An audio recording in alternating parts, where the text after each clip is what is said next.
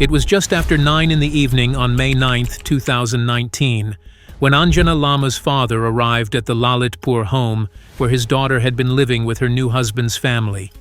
A single urgent phone call from his sister-in-law had pulled him to that house, an unspoken warning of the horror awaiting him.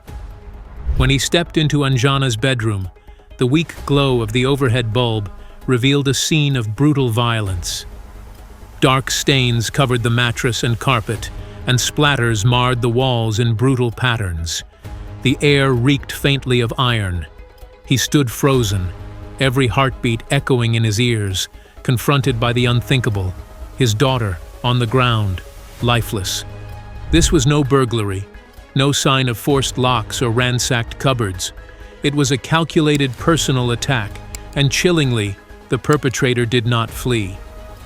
Upstairs in the family quarters, Anjana's brother-in-law, Ujjwal Mahat, stood waiting, his hands still slick with her blood. As officers poured into the home, he calmly told his mother, "I killed her. Call the police."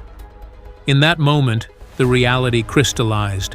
This was a crime of intimate betrayal, not random violence. To the world beyond Nepal's borders, Anjana Lama Mahat was a rising star. At 25, she owned a modest beauty parlor in Lalitpur and had amassed tens of thousands of followers on TikTok. Her dance tutorials, makeup transformations, and candid day-in-the-life vlogs showcased a modern Nepalese woman, confident, entrepreneurial, unafraid. Brands courted her for sponsorships, local media hailed her as a new face of Nepali youth culture.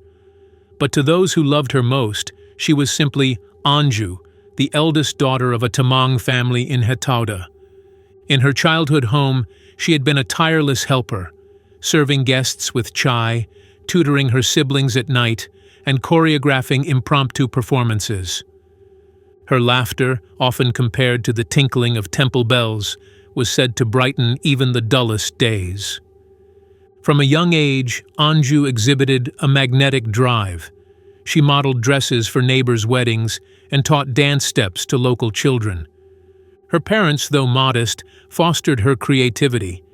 When she was 10, they gifted her a second-hand hairdryer and a small mirror for styling practice. By her late teens, Anju had set her sights on Kathmandu.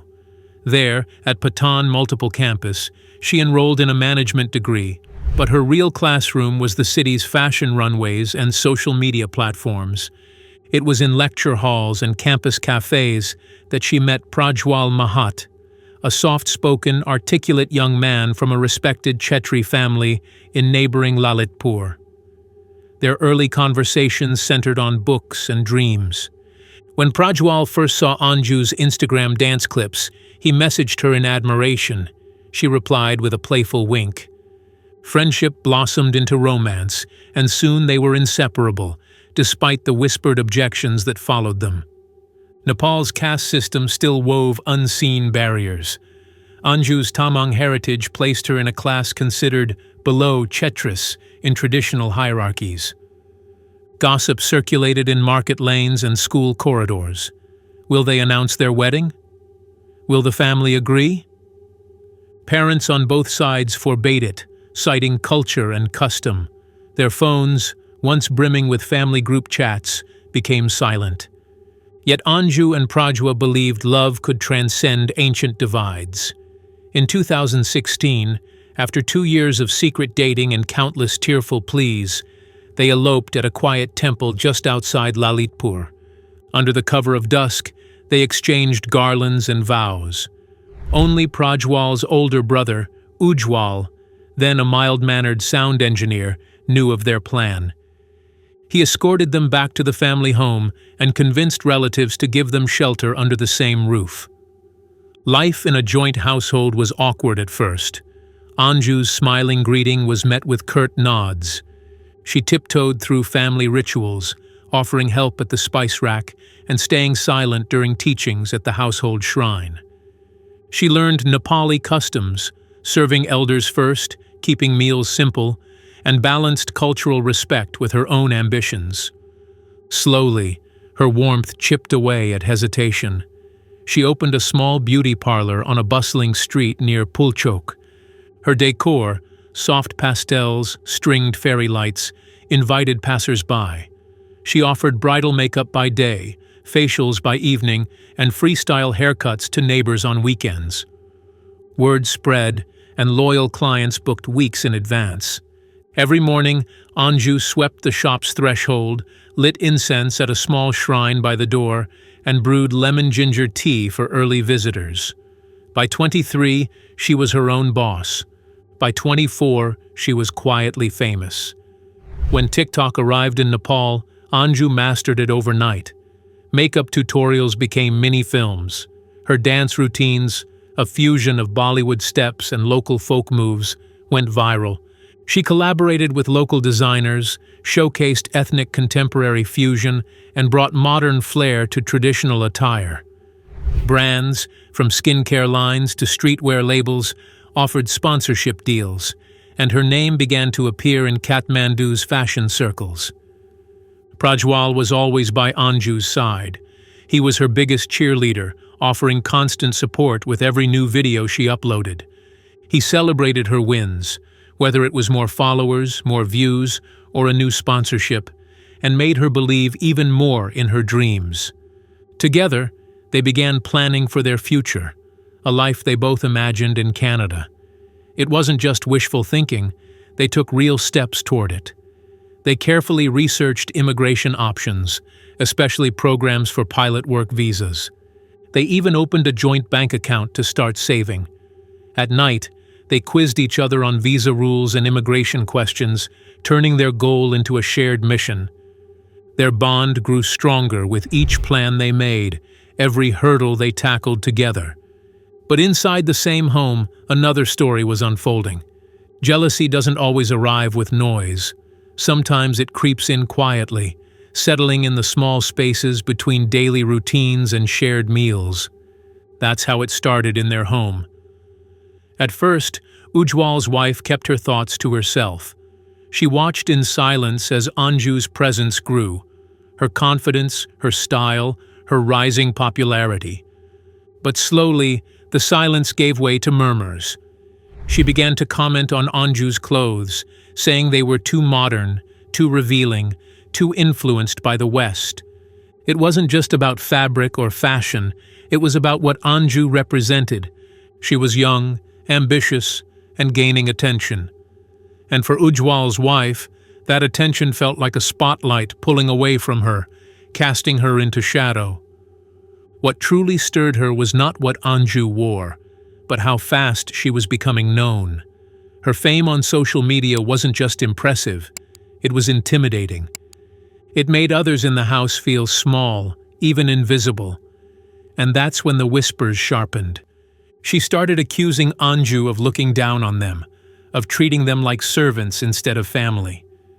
In her eyes, Anju no longer fit in. She stood above. She painted a picture of betrayal before it even happened.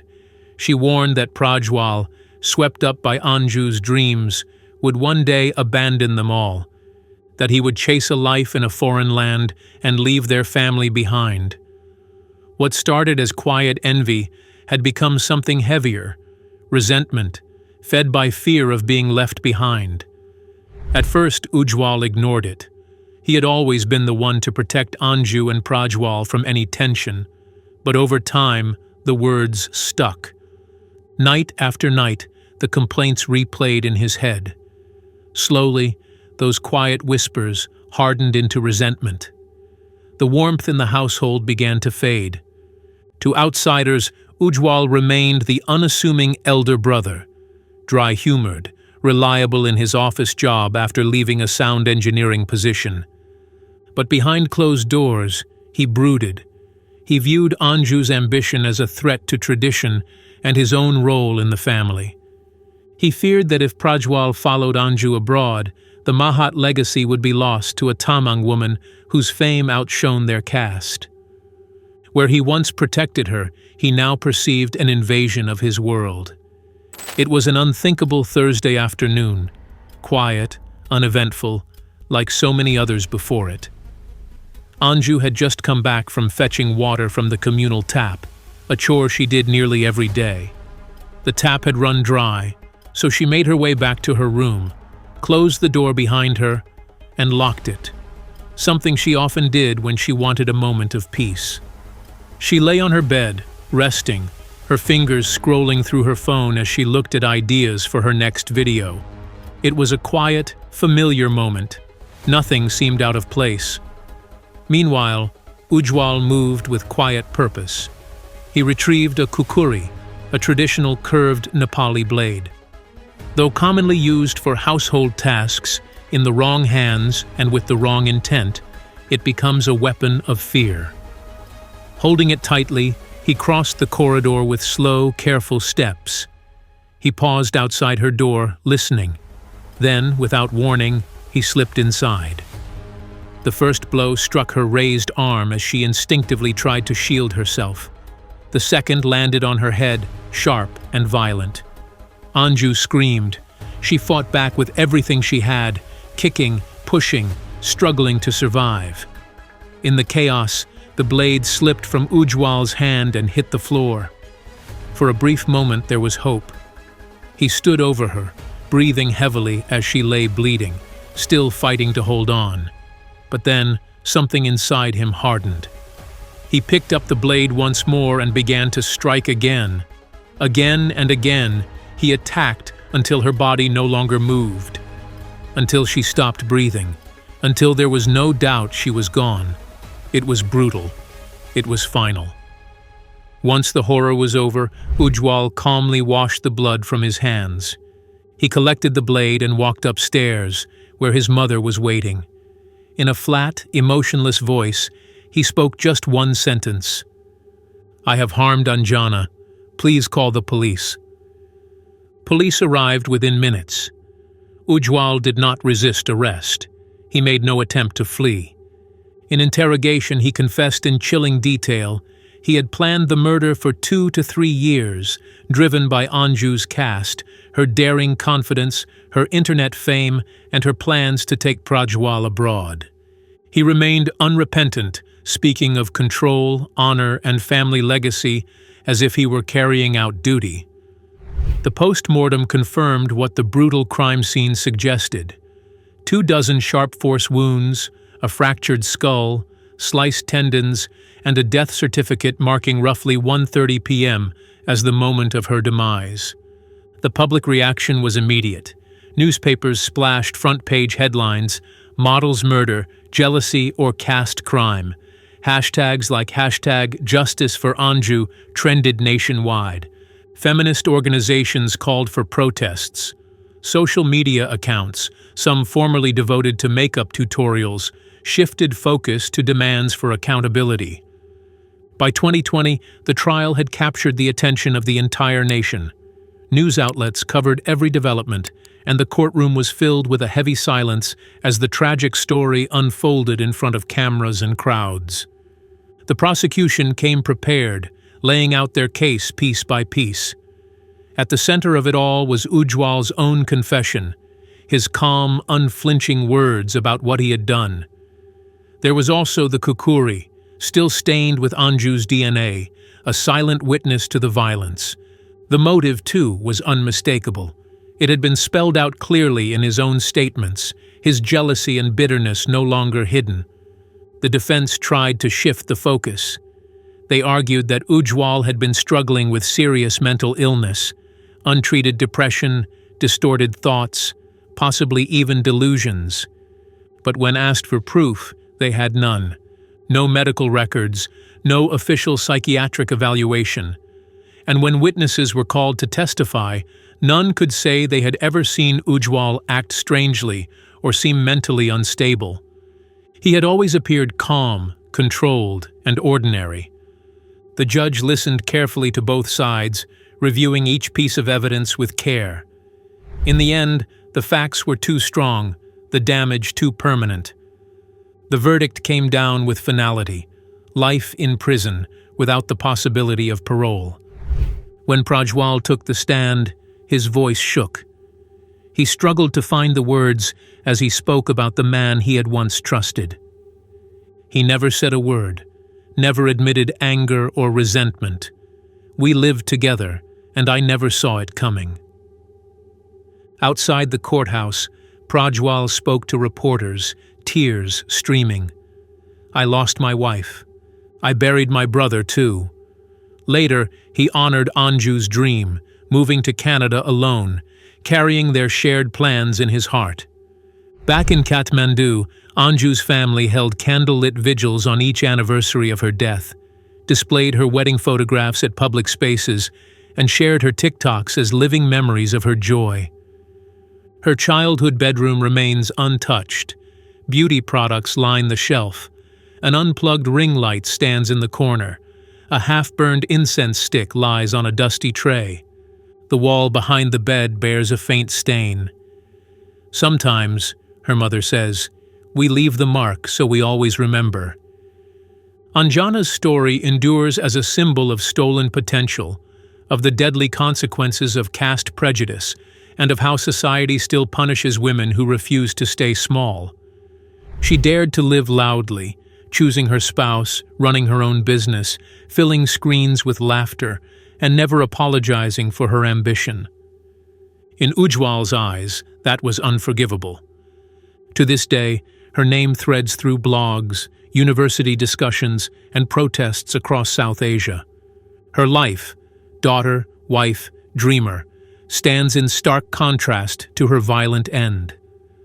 Anjana Lama Mahat did not die because she was weak.